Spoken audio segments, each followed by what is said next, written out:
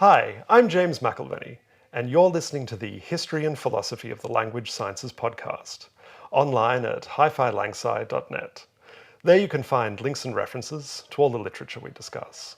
Today we're joined by Nick Riemer, who's lecturer in linguistics and English at the University of Sydney in Australia, and also associated with the Laboratory History of Linguistic Theories in Paris.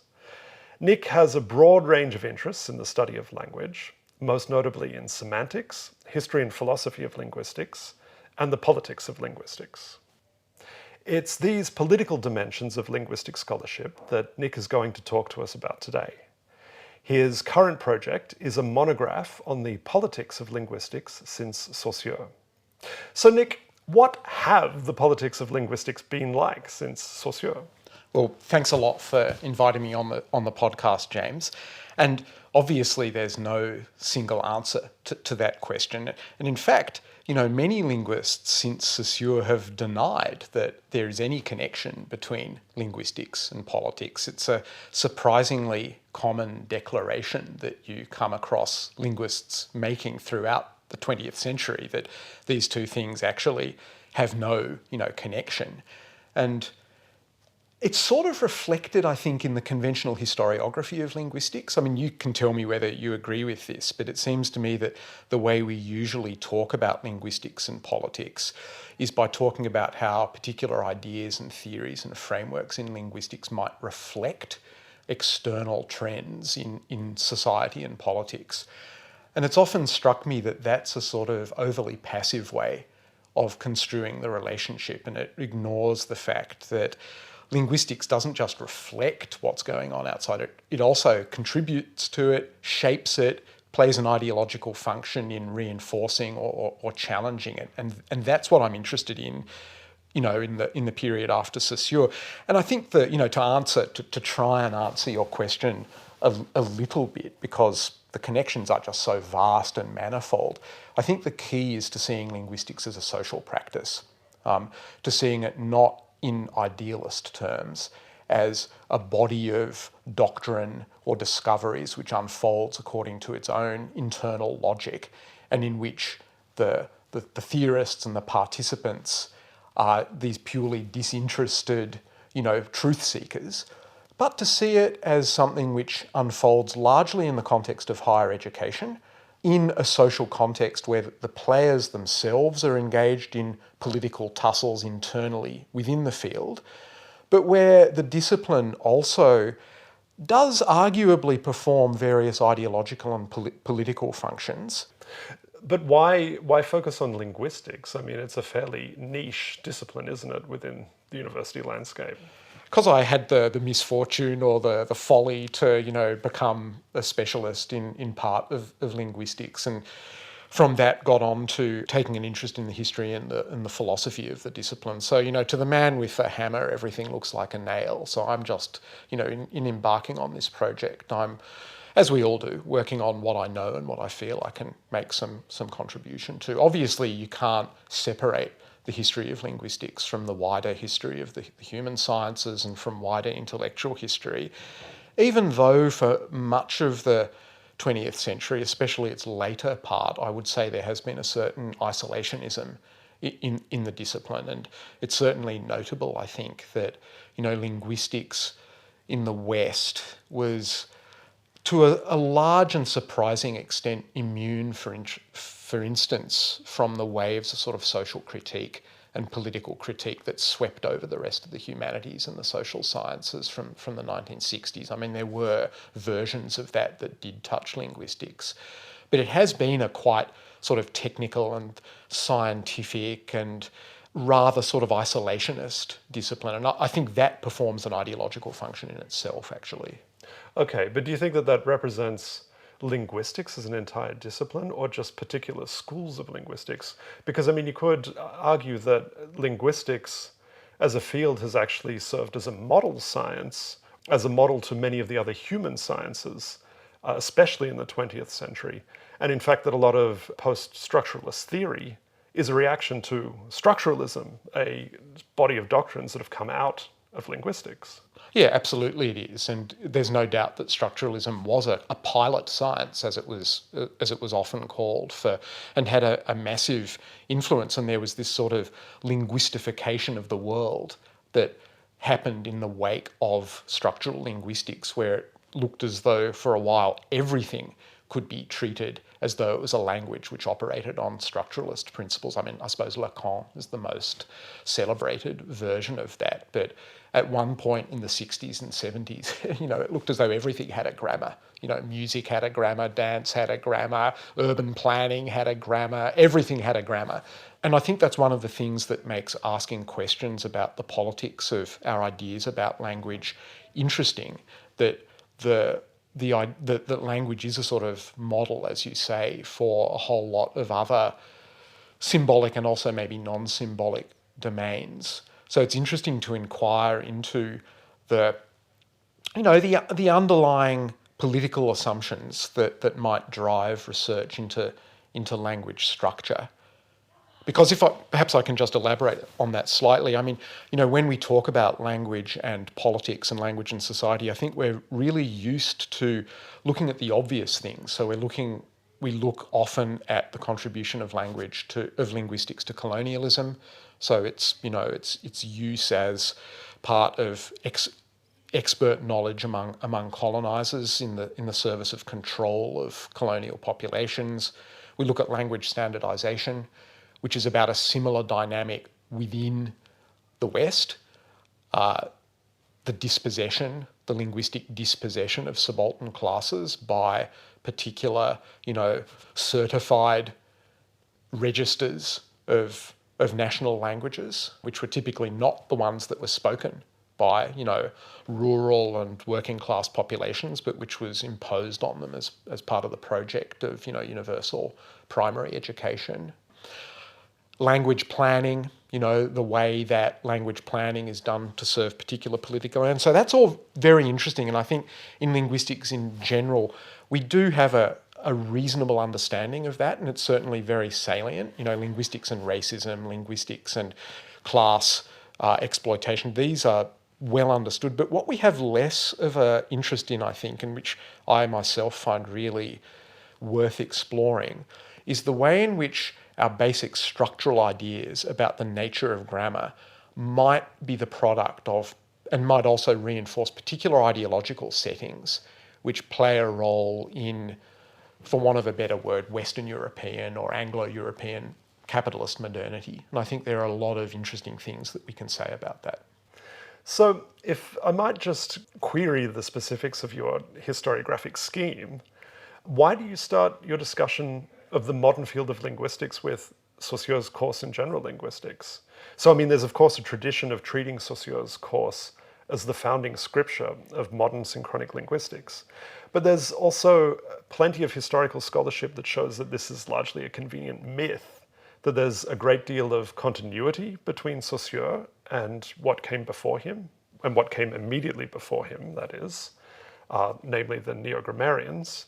And also that a lot of what is considered Saussurean is in fact later interpretation that people have made in setting up Saussure's course as the scripture that they base, all of their ideas on. Yeah, I mean, it's clear that, there are lots of continuities, as you say, between the course, which of course wasn't from Saussure's own pen, but which was a retrospective reconstruction by his colleagues on the basis of lecture notes, as we all know. There's an obvious continuity between that and the memoir on the vowel system. There are similar sort of structuralist, for want of a better term, ideas that you can see in both of them, I think.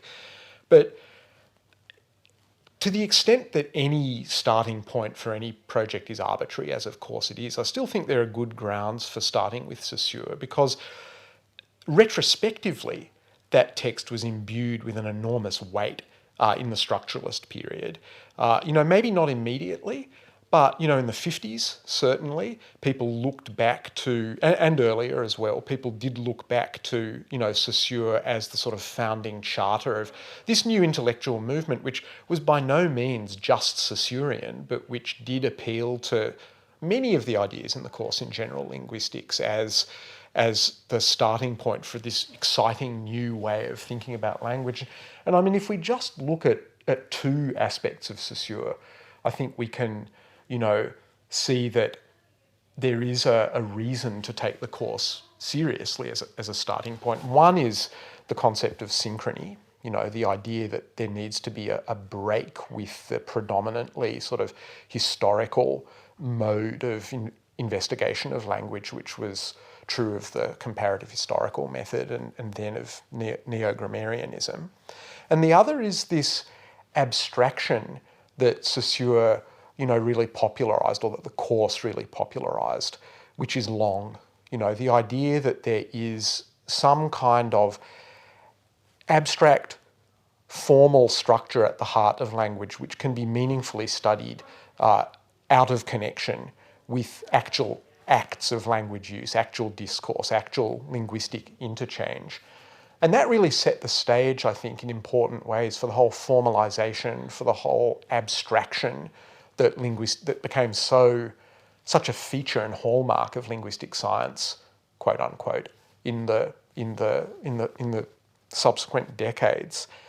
And there's really interesting things, I think, that we can say about the ideological valency of both of those things. This divestment that Saussure accomplished of language from the historical flow, the situated historical flow of temporal, human interaction, embedded in all of those things which, give human interaction its particular characteristics, our gender, our ethnic background, our particular position in whatever speech community and society we're in.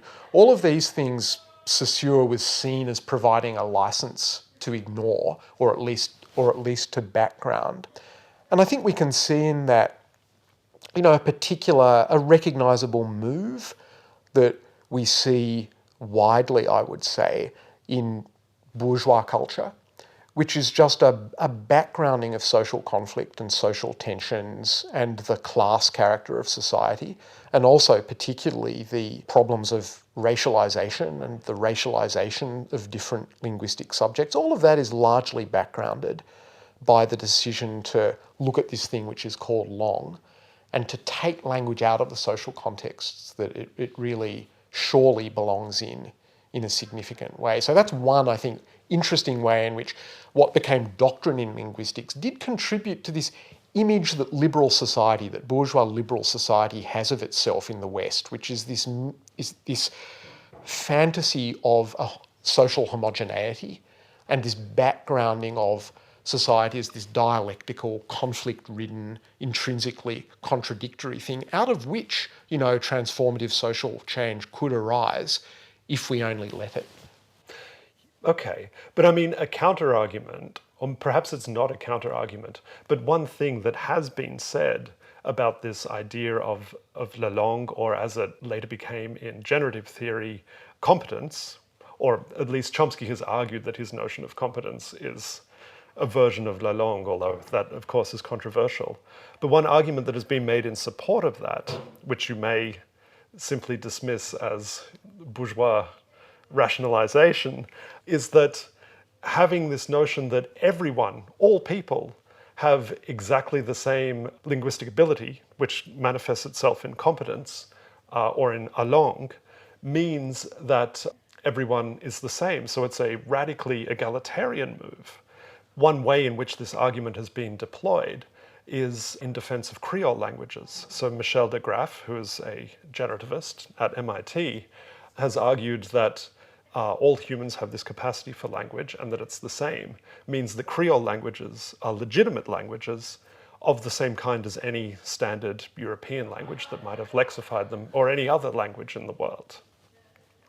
So what would you say to an argument like that? I mean, I think that's certainly true. It's certainly true that, the starting hypothesis of the generative enterprise is that there is this thing which we have in virtue of our membership of the human species, which is this unique, uniform language acquisition device or universal grammar or whatever we want to call it. I mean, some people have interpreted that as a sort of anti-fascist gesture or anti-racist gesture, and I think it certainly lends itself to that, although Chomsky has been very sort of toey about strongly drawing that connection between what he thinks of as his scientific enterprise and any kind of ideological or political conclusions that you could draw from it. But I think the connection is there and it's obvious, and he doesn't deny it either. It's also worth saying that it's not unique to generativism. I mean, there are plenty of people you can find in the history of linguistics before Chomsky asserting strongly the universality of human language and challenging the idea that some languages were primitive or less developed than others. So sure, but I raised this question at this point because I think that it ties into this, to the critique you made of Long and by extension competence as a bourgeois rationalization. Yeah, the extent to which it's interesting to see, what led Chomsky into his distinctive mode of approach to linguistics. And of course, what got him into it in the first place was his connection with Zelig Harris, who was strongly identified with socialistic politics in the US in the 40s. So the very impetus for Chomsky's whole model was a stringently left-wing one, which was about collectivism and which was, an anti-Bolshevik kind of socialism, I think. So historically, to tie it to bourgeois politics in that way does miss something important about at least the impetus that Chomsky had to get involved with that whole sort of project, or to initiate that project in the first place. And even if we can recognise that there's this hypothesis of equality, which is just embedded there in the generative approach, there's another way in which it really does buy in, I think, to a characteristic ideological formation in late capitalism, which is just its individualism, right? It's a highly individualistic way of approaching language, to the extent that Chomsky has quite often, said, or Chomskyans have quite often, I think, said that, really we all have an individual idiolect. So there's this disavowal of the shared nature of language. There's also this idea that language ultimately isn't about communication at root, it's about the expression of thought. So these are ideas which really put the focus on the individual and background social determinants of linguistic behaviour in a way that, for example, conversation analysis, which you've discussed on the podcast recently, tried to address, in some ways at least. So that sort of hyper-individualism is, I think, it buys into a standard default way of conceiving of society in our kind of world, which is society as an aggregate of individuals. I mean, Thatcher famously said there's no such thing as society, and it's famous, but in a way, linguists have been saying that for decades before it came out of Margaret Thatcher's mouth. And it's interesting to think of linguists not just saying that, but saying that in lectures to very large numbers of undergraduates, and saying it with the authority, or claiming the authority of science for it, in the way that Chomsky claims the authority of science. And I think it's interesting to ask what kind of ideological contribution our discipline is making to the maintenance of this whole deeply exploitative, deeply ecocidal economic order, which is catapulting us into environmental destruction and social upheaval and permanent war. What is the contribution of linguists and of the discipline to that ideologically? And that's one of the questions that I want to ask, not blaming linguistics for everything by any means, that would be ludicrous, but just acknowledging that this thing we do, this discipline that we're in, is caught up with all of these things in ways that have often been disavowed or at least silenced under this claim of scientificity that we like to make. Sure. But I mean, radical individualism of the Chomskyan kind could also be an anarchist move, right? It's not necessarily neoliberal. No, it's not. And that is obviously the political affiliation that Chomsky has claimed for it. And, he said with respect to, he was a member of the Industrial Workers of the World, the Wobblies. So, his political affiliations, formally speaking, absolutely aren't in doubt. But, ideology has this nasty way of escaping from you. And it is interesting to think about, Chomsky has just been, he's had this schizophrenic split, of course, between his linguistic work and his political activism, which has been, in my view, exemplary in many ways. And he certainly cannot be accused and shouldn't be accused of being on the wrong side. I mean, he has doggedly fought against, US power, for example, doggedly fought against, the abuses of Zionism, to give another example, doggedly fought against, interference by the US in the governments of the developing world. So, his politics are not in doubt. But what is in doubt is the ideological tenor or valency of this model that he contributed to. And, if we look at people like George Lakoff or Steven Pinker, for example, they're perhaps the two neo-Chomskyans or people with Chomskyan linguistics in their background who've most explicitly contributed to political discourse and have tried to weigh into political debate in the US. And it's interesting to look at how they do that. Lakoff has done it in the favour of, in my view, completely dead-end Democrat politics of the most, the most sort of counterproductive kind. Pinker is a neo-reactionary of a very clear stripe, yet they both have, adopted those individualistic, highly intellectualist approaches to politics, which I think have their roots in Chomskyan ideas about the nature of the mind. So, if I can just ask one more question, do you think these developments in linguistics of having an abstract notion of la langue which is examined synchronically, so separate from any notion of history, are entirely internal to the discipline? Or do you think that there are external forces that might have helped to shape this image of language that linguists support, such as technological developments in the 20th century? Yeah, well, that's an interesting question. And obviously any kind of answer is speculative. But one of the things that we can say about the context in which, important thinkers in the 20th century developed their ideas about language is that it was a context of the progressive and sort of galloping autonomization of language from human speakers.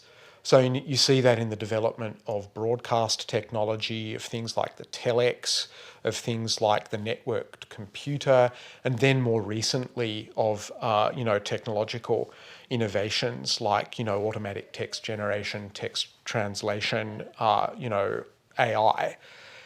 So there is this sense in which throughout the 20th century, language is being increasingly separated from its base in live human interaction. And I don't think we have to be, starry-eyed romantics to see that as the natural niche of language. It is in embodied, socially situated interaction. And ever since Gutenberg, or ever since the invention of writing, in fact, linguistics has been in part of this dynamic of this increasing and now, as I said, galloping autonomization. The freeing of language from bondage to actual flesh and blood speakers. The emancipation of language from the spoken word, which has just gathered pace astonishingly.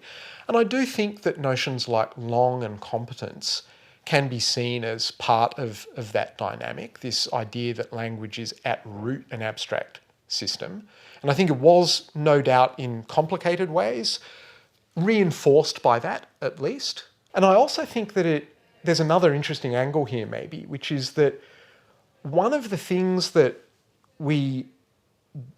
ways we typically talk about language, we talk about ourselves as using language.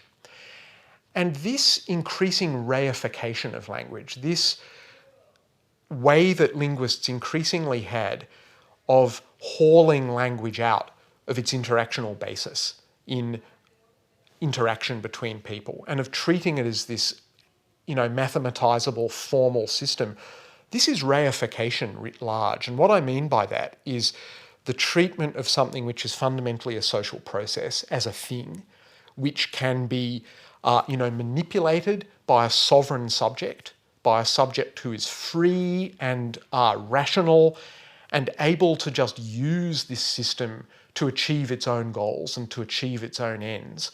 In the ideal case, and in the case that's assumed, in a way that's pretty much free of social determinants. We've got the linguistic system out there, at the disposal of the free linguistic subject, who's like Homo economicus in the linguistic domain. You know, they just make a rational means-end calculation. They use whatever words best express whatever ideas they have in their head, which are aimed at achieving their particular interactional ends, you know, getting what they want.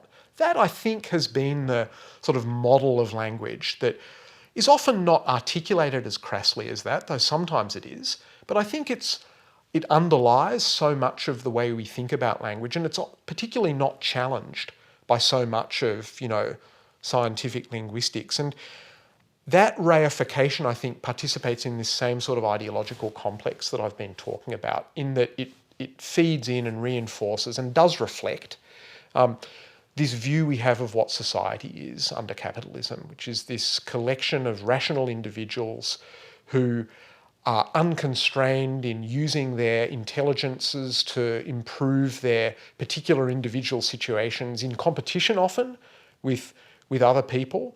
And our view of language just buys into that very uncritical, very, you know, unsociological, very sort of Pollyanna-ish conception of the way society works, where society is not something which is fundamentally riven with class conflict, but where it's something where there are free agents who, sure, are in competition with each other for various goods, but they're in competition on an individualistic basis, and everything that we need to say about them can be understood as rational. So, you know, that's the other really striking thing about linguistics in the 20th century. It's hyper-rationalism. It's hyper-intellectualism, the way that emotions just got screamed out. But maybe we can talk about that another day. Yeah, okay. Well, thank you very much for answering those questions. Thanks very much for having me, James.